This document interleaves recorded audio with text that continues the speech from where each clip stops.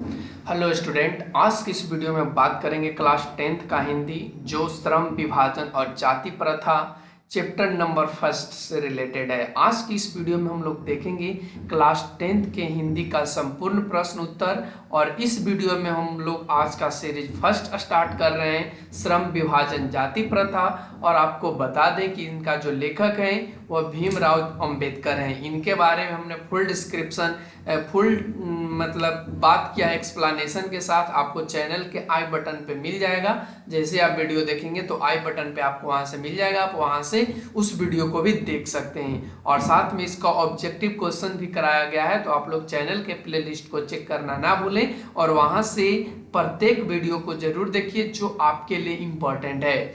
तो चलिए आज के प्रश्न उत्तर श्रम विभाजन और जाति प्रथा को देखते हैं, ठीक है ना। तो आज का यहां से इस प्रकार से है, देखिए क्वेश्चंस में बात किया गया। क्वेश्चन नंबर फर्स्ट में लेखक किस विडंबना की बात करते हैं और विडंबना का स्वरूप क्या है।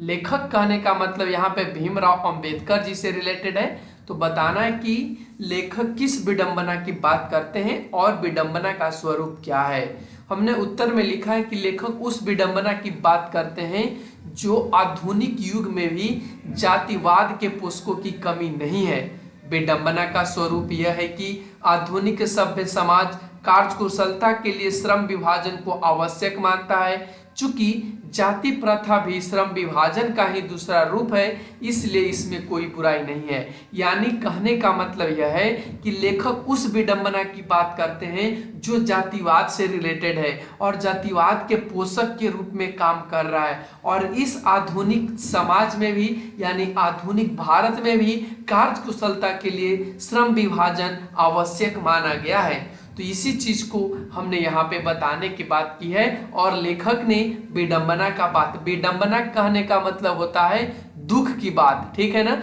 विडंबना का मतलब होता है दुख की बात। तो यहाँ पे हमने इसको समझा दिया। अगर आप लोग को इसका पीडीएफ चाहिए तो चैनल के डिस्क्रिप्शन में इसका पीडीएफ मिल जाएगा, आप वहां से डाउनलोड भी कर सकते हैं। चलेंगे क्वेश्चन नंबर 2 की ओर। क्वेश्चन नंबर 2 में कहा है जातिवाद के पोषक उसके पक्ष में क्या तर्क देते हैं। यानी जो जातिवादी करते हैं उनके वो पोषक हैं और उन्हीं के पक्ष में क्या वे तर्क देते हैं। तो हमने उत्तर में लिखा है कि जातिवाद के पोषक जातिवाद के पक्ष में यह तर्क देते हैं कि हमने पॉइंट बाय पॉइंट कर दिया है ताकि आपको लिखने में आसानी हो।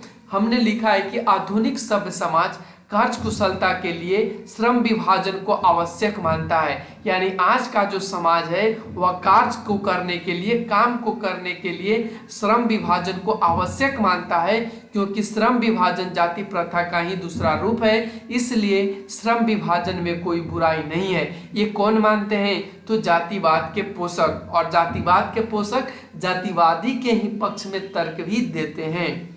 यहाँ पे नंबर 2 में हमने लिखा है कि जातिवादी समर्थकों का कहना है कि माता पिता के सामाजिक स्तर के अनुसार ही यानी गर्भधारण के समय ही मनुष्य का पेशा निर्धारित कर दिया जाता है। यानी जो जातिवाद के समर्थक है वो कहते हैं कि देखो भाई, जन्म से पहले यानी अपने माता के ही गर्भ में उसको पेशा निर्धारित कर दिया जाता है। कहने का मतलब अगर लोहार का बेटा होगा तो इसका काम लोहा से रिलेटेड होगा। और यह कब निर्धारित कर दिया जाता था? तो ये गर्भधारण यानी जन्म लेने से पहले और माँ के पेट में ही इनको, माँ के गर्भ में ही इनको निर्धारित कर दिया गया कि यह लोहार जाति से बिलोंग करेगा। उसके बाद हमने लिखा है कि जातिवादियों ने जातिवाद के समर्थन में व्यक्ति की स्वतंत्रता को अपहरण कर लिया और सामाजिक बंधन के दायरे में ही जीने मरने के लिए विवश कर दिया। और उनका कहना है कि इससे सामाजिक व्यवस्था बनी रहती है और अराजकता नहीं फैलती है। चलिए हम इसको समझाते हैं। यानी जातिवादी कहते हैं कि व्यक्ति की जो स्वतंत्रता है उसको छीन लो। अगर कहने का मतलब अगर कोई नाई का बेटा है, अगर कोई नाई का बेटा है और अगर यह क्षत्रिय का काम करता है यानी इसको क्षत्रिय जैसा व्यवहार होता है तो इसको यह काम नहीं करने दिया जाएगा, इससे इसकी स्वतंत्रता छीन लिया जाएगा। और इनको सिर्फ क्या काम दिया जाएगा? तो बाल काटने के लिए। इनका काम ही है सिर्फ बाल काटना। तो यही चीज कहता है जातिवाद के पोषक। और यही जातिवाद के जो पोषक होते हैं जातिवादियों के पक्ष में तर्क भी देते हैं। फिर उसके बाद हमने 4 पॉइंट में लिखा है कि जातिवादियों का कहना है कि परंपरागत पेशे में व्यक्ति दक्ष होता है और वह अपना कार्य सफलतापूर्वक संपन्न करता है। चलिए इसका मतलब ही समझा दें। कहता है कि जातिवादियों का जो पोषक हैं उनका कहना है कि जिनका माता पिता जो काम पहले से करते चले आ रहे हैं उनका पुत्र वही काम करेगा। क्यों ऐसा करेगा? क्योंकि उनके जो पिता हैं उनको अच्छा तरीका से एक कुशल श्रमिक बनाएंगे, एक कुशल पेशा से युक्त व्यक्ति बनाएंगे और वही व्यक्ति आगे चल करके अपने कार्य को सफलतापूर्वक संपन्न करेगा, पूरा करेगा। तो यहाँ पे हमने लिखने की कोशिश की है। चलिए क्वेश्चन नंबर 3 की ओर चलते हैं। क्वेश्चन नंबर 3 में कहा है कि जातिवाद के पक्ष में दिए गए तर्कों पर लेखक की प्रमुख आपत्तियां क्या है, उस आपत्तियां को लिखना है। हमने आंसर में लिखा है कि जातिवाद के पक्ष के में दिए गए तर्कों पर लेखक ने कई आपत्तियां व्यक्त की है जो चिंतनीय है, यानी चिंता करने योग्य है। हमने लिखा है कि लेखक के दृष्टिकोण में जाति प्रथा गंभीर दोषों से युक्त है, यानी हमारा जो आज का जाति प्रथा है उसमें बहुत से दोष हैं, बहुत से दोष जुड़े हुए हैं। और इसका कारण भी आपको समझ में आ रहा होगा। यदि आप ब्राह्मण समाज से रिलेटेड का हैं, यदि आप क्षत्रिय समाज से रिलेटेड हैं या आप वैश्य समाज से रिलेटेड हैं तो आपको इस चीज के बारे में आपको संपूर्ण जानकारी अवश्य होगा। उसके बाद हमने यहाँ पे लिखा है नंबर 2 में कि जाति प्रथा का श्रम विभाजन मनुष्य की स्वेच्छा पर निर्भर नहीं करता, यानी जाति प्रथा है उसमें किसी मनुष्य को, किसी व्यक्ति को ऐसा लगता है कि हम फर्नीचर के काम अच्छा से कर सकते हैं, हम फर्नीचर का काम अच्छा से कर सकते हैं, किसी को लगता है कि हम बाल अच्छे से काट सकते हैं। लेकिन अगर वह फर्नीचर वाले व्यक्ति अगर बढ़ई से बिलोंग नहीं करते हैं, बाल काटने वाले व्यक्ति नाई से बिलोंग नहीं करते हैं, तो जो हमारा समाज है उसको इस चीज करने की अनुमति नहीं देगा। तो यही चीज जातिवाद के पक्ष में जो दिया गया तर्क है उन पे लेखक की आपत्तियां हैं। फिर आगे बढ़िए तो इसमें हमने लिखा है कि मनुष्य की व्यक्तिगत भावना या व्यक्तिगत रुचि का इसमें कोई स्थान या महत्व नहीं रहता है। जो तर्क दिया गया है जातिवादियों के द्वारा उसमें यह देखा गया कि उनकी जो भावना है उनमें इनकी अगर रुचि नहीं है लेकिन फिर भी उनको वही काम करना होगा। क्यों ऐसा होगा? क्योंकि जो जातिवाद के समर्थक हैं उनका यही विचार है और यही कहना और करवाना भी है। हमने अगले पॉइंट में लिखा है कि आर्थिक पहलू से भी अत्यधिक हानिकारक जाति प्रथा है। फिर उसके बाद लिखा है कि जाति प्रथा मनुष्य की स्वाभाविक प्रेरणा, रुचि एवं आत्मशक्ति को दबा देती है और साथ ही अस्वाभाविक नियमों में जकड़कर निष्क्रिय बना देती है। तो हमने इस तरीके से यहाँ पे समझाने की भी कोशिश करी है। चलेंगे क्वेश्चन नंबर 4 की ओर। क्वेश्चन नंबर 4 में बात किया है कि जाति भारतीय समाज में श्रम विभाजन का स्वाभाविक रूप क्यों नहीं कही जा सकती। जो जाति है हमारे समाज में, भारतीय समाज में श्रम विभाजन का स्वाभाविक कहने का मतलब स्वयं से चुना गया रूप क्यों नहीं कहा जा सकता है। तो हमने उत्तर में लिखा है कि भारतीय समाज में जाति, यहाँ पर श्रम ऐसे लिखाएगा, श्रम विभाजन का स्वाभाविक रूप नहीं कही जा सकती क्योंकि श्रम के नाम पर श्रमिकों का विभाजन है। श्रमिकों के बच्चे को अनिच्छा से अपने बपौती काम करना पड़ता है जो आधुनिक समाज के लिए स्वाभाविक रूप नहीं है। हमने यहाँ पे आपको बताया कि जो भारतीय समाज है उसमें जाति श्रम विभाजन का स्वरूप स्वाभाविक नहीं कही जा सकती। इसका रीजन है, इसका कारण है कि जो श्रम के नाम पर जो मजदूर हैं, जो व्यक्ति हैं, उनका विभाजन कर दिया जाता है कि तुम अगर फर्नीचर करने वाले के बेटे हो यानी बढ़ई के बेटे हो तो तुमको बढ़ई का ही काम करना है, तुमको लोहार का काम नहीं करना है। तो अगर इस व्यक्ति को अगर फर्नीचर का काम करने में रुचि है तो यह काम नहीं करेगा, तो यही स्वाभाविक रूप नहीं कहा जा सकता है भारतीय समाज में। चलेंगे नेक्स्ट प्रश्न क्वेश्चन नंबर 5 की ओर।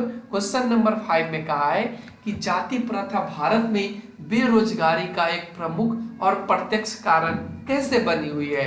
हमने उत्तर में लिखा है कि जाति प्रथा मनुष्य को जीवन भर के लिए एक ही पेशे में बांध देती है, भले ही वह पेशा अनुपयुक्त या अपर्याप्त होने के कारण वह भूखों मर जाए। आधुनिक युग में उद्योग धंधों की प्रक्रिया तथा तकनीक में निरंतर विकार और अकस्मात परिवर्तन होने के कारण मनुष्य को पेशा बदलने की आवश्यकता पड़ सकती है, किंतु भारतीय हिंदू धर्म की जाति प्रथा व्यक्तिगत को पारंगत होने के बावजूद ऐसा करने की अनुमति नहीं देती जो उसका पैतृक पेशा न हो। इस प्रकार पेशा परिवर्तन की अनुमति न देकर जाति प्रथा भारतीय समाज में बेरोजगारी का एक प्रमुख और प्रत्यक्ष कारण बनी हुई है। तो आप यहां से इसको देख सकते हैं और साथ में इसका पीडीएफ भी डाउनलोड कर सकते हैं।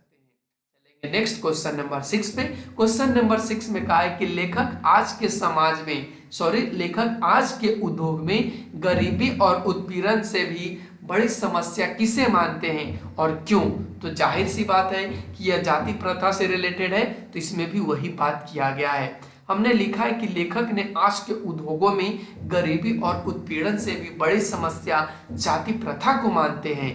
मनुष्य को जाति प्रथा के कारण पेशा चुनने में स्वतंत्रता नहीं होती। मनुष्य की व्यक्तिगत भावना तथा व्यक्तिगत रुचि का इसमें कोई स्थान नहीं होता। मजबूरी बस जहां काम करने वालों का न दिल लगता हो न दिमाग, कोई कुशलता कैसे प्राप्त की जा सकती है। अतः यह निर्विवाद रूप से सिद्ध हो जाता है कि आर्थिक पहलू से भी जाति प्रथा हानिकारक प्रथा के रूप में है। तो हमने आपको बताया कि जाति प्रथा एक हानिकारक प्रथा के रूप में इस प्रकार से है क्योंकि कोई भी व्यक्ति को पेशा चुनने की स्वतंत्रता नहीं है, और जब पेशा चुनने की स्वतंत्रता नहीं है तो किसी को कोई भी काम अपने पैतृक करने का मतलब पिता वाले काम या अपने खानदानी काम करने में मन नहीं लगता हो तो कैसे उसको कर सकता है, और जब उस चीज को नहीं करेगा तो उसको तो आर्थिक यानी कि रुपया पैसा से रिलेटेड उसके पास समस्या तो उत्पन्न होगा ही। तो इससे क्या होगा कि जाति प्रथा एक हानिकारक प्रथा के रूप में उभर करके सामने आएगी। फिर उसके बाद क्वेश्चन नंबर 7 में कहा है कि जाति प्रथा को एक हानिकारक, थोड़ा सा ऊपर से, लेखक ने पाठ में किन पहलुओं से जाति प्रथा को एक हानिकारक प्रथा के रूप में दिखाया है। हमने उत्तर में लिखा है कि जाति प्रथा के कारण श्रमिकों का अस्वाभाविक विभाजन हो गया है, आपस में उच्च नीच की भावना भी विद्यमान है। जाति प्रथा के कारण अनिच्छा से पुश्तैनी पेशा अपनाना पड़ता है, जिसके कारण मनुष्य की पूरी क्षमता का उपयोग नहीं होता है, जिससे जाति प्रथा को आर्थिक विकास में भी हानिकारक प्रथा के रूप में दिखाया गया है। उसके बाद लास्ट क्वेश्चन है। लास्ट क्वेश्चन में बात किया गया है कि सच्चे लोकतंत्र की स्थापना के लिए लेखक किन विशेषताओं को आवश्यक माना है। हमने उत्तर में लिखा है कि डॉक्टर भीमराव अंबेडकर ने सच्चे लोकतंत्र की स्थापना के लिए निम्नलिखित विशेषताओं का उल्लेख किया है। सच्चे लोकतंत्र के लिए समाज में स्वतंत्रता, समानता और भ्रातृत्व की वृद्धि होना चाहिए। समाज में इतनी गतिशीलता बनी रहे कि कोई भी वांछित समाज एक छोर से दूसरे छोर तक संचालित हो सके। समाज में बहुबुद्धि हितों में सबका भाग होना चाहिए और उनकी रक्षा के प्रति सजग होना चाहिए। सामाजिक जीवन में अबाध रूप से अनेक साधन एवं अवसर उपलब्ध होने चाहिए। दूध और पानी के तरह भाईचारा होना चाहिए। और उसके बाद विलोम शब्द की भी बात करिए, आप इसको पीडीएफ में आपको मिल जाएगा, आप इसको डाउनलोड कर लीजिएगा और ये सभी चीज़ों को देख लीजिएगा। तो कैसा लगा आज का यह सीरीज? जैसे दूषित का क्या होगा, गंदा, अपवित्र, श्रमिक, मजदूर, श्रमजीवी, पेशा, रोजगार, और ये सभी बोर्ड के लिए बहुत इंपॉर्टेंट है, याद रखेंगे, बोर्ड के लिए बहुत इंपॉर्टेंट है। तो आप इसको ध्यान से नोट करिएगा। तो कैसा लगा आज का वीडियो? कमेंट सेक्शन में अपना सुझाव जरूर दें। Thanks for watching, take care, bye bye.